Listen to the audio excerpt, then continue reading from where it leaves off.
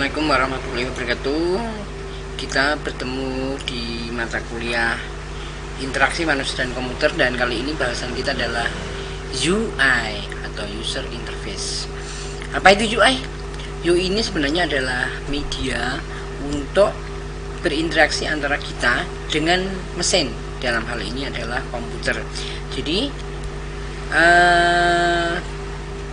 catatannya adalah bahwa kita harus membuat UI yang sangat sederhana, yang efektif, bisa digunakan secara mudah dan user friendly. Nah, yang baik adalah ketika kita menggunakan UI ini, maka orang akan langsung cepat mengerti dan tidak menggunakan pelatihan. Berarti user interface yang kita gunakan berhasil.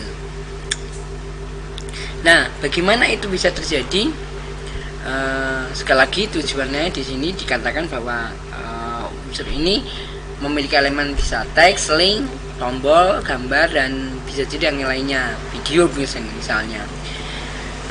Juga ini sekali lagi akan efektif digunakan untuk berinteraksi kita dengan mesin.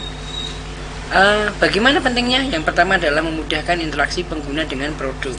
Bagaimana user interaksi ini yang berusaha desain layar, tombol, ikon, gambar, teks, dan semuanya elemen ini bisa berjalan dengan semestinya. Kemudian untuk meningkatkan penjualan dan pertumbuhan bisnis. Kenapa? Dengan menggunakan UI yang baik, maka diharapkan orang akan mudah mengakses informasi apapun yang ada di dalam sistem yang kita develop, meningkatkan kualitas branding. Nah, kalau tampilan user interface ini bagus, maka ini akan mencerminkan branding dari produk yang kita bangun. Oh, berarti produk ini bagus gitu loh. Dengan juga yang baik juga akan memberikan cerminan nilai yang baik terhadap kualitas produk. Dicontohkan website produk fashion, kuliner, dan teknologi. Kemudian juga OS Android, OS iOS, dan sebagainya.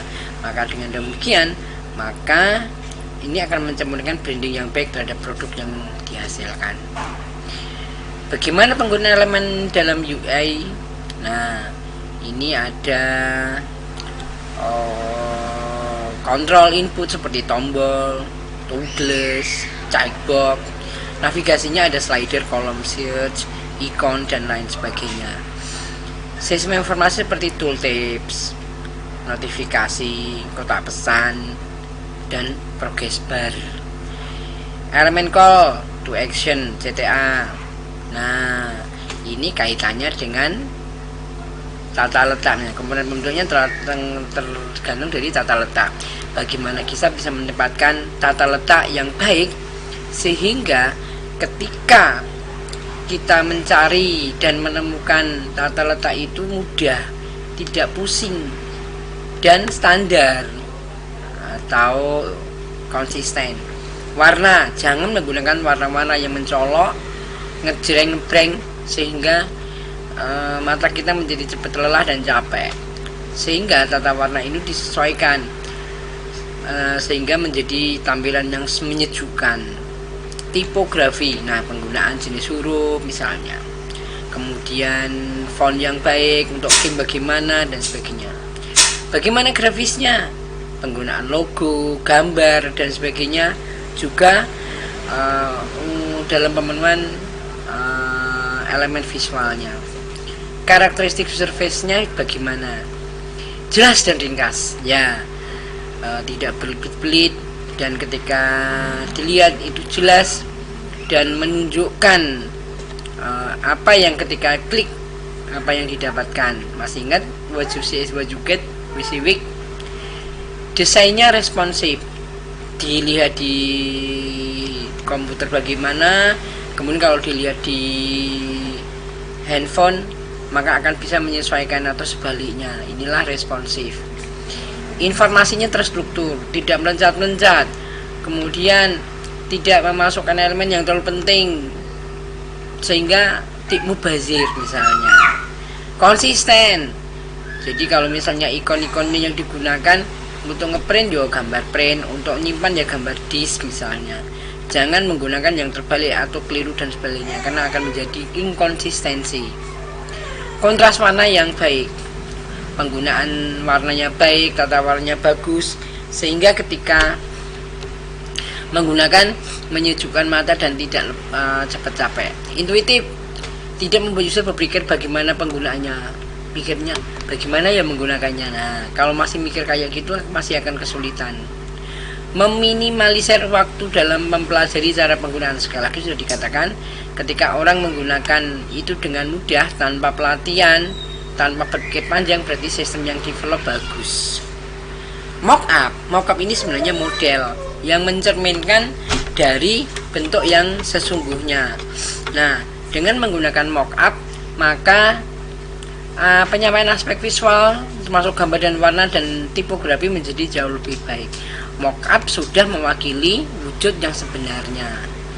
Kelebihannya apa? Mengorganisir detail dari proyek, bisa menemukan error, menerjemahkan ide ke dalam bahasa yang dapat dimengerti oleh stakeholders, menyampaikan ide kepada anggota tim, mengimplementasi desain dan perspektif user. Sehingga mockup ini sangat disarankan digunakan. Hal yang harus dilakukan dalam pembuatan mockup: membuat mockup asli dari awal. Artinya adalah menggunakan kombinasi foto dan gambar sendiri dan bukan mengambil dari misalnya downloadan. Menggunakan smart object untuk menerapkan desain template. Smart object ini adalah mempertahankan konten dan sumber gambar sesuai dengan karakteristik aslinya, sehingga memungkinkan melakukan pengeditan tanpa merusaknya. Menggunakan juga Photoshop untuk mockup 3D misalnya. Toolsnya apa? Mockup Plus. Ini adalah toolsnya ya. Fiturnya apa? Prototype interaktif, komponen pra-desain, menguji pada peringkat nyata, beberapa opsi untuk ekspor. Nih, UI Fluida membuat Anda memberikan prototipe web dan seluler, membuatnya mudah dan berkomunikasi, tampilan, rasa, interaktif, dan animasi. Fiturnya perpustakaan bawaan untuk Android, iOS, web, dan desktop.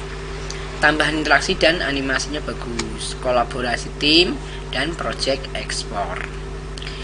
Toolsnya ini bisa Balsamiq, ada Mockingbird, Mockup Builder, Maket iPhone misalnya ya, dan sebagainya. Nah, contohnya seperti ini, pemesanan tiket kereta misalnya untuk mockup. Kemudian ini contoh mockup, jadi ini sudah menunjukkan bentuk aslinya. Jadi demikian pertemuan kita kali ini, semoga bermanfaat. Assalamualaikum warahmatullahi wabarakatuh.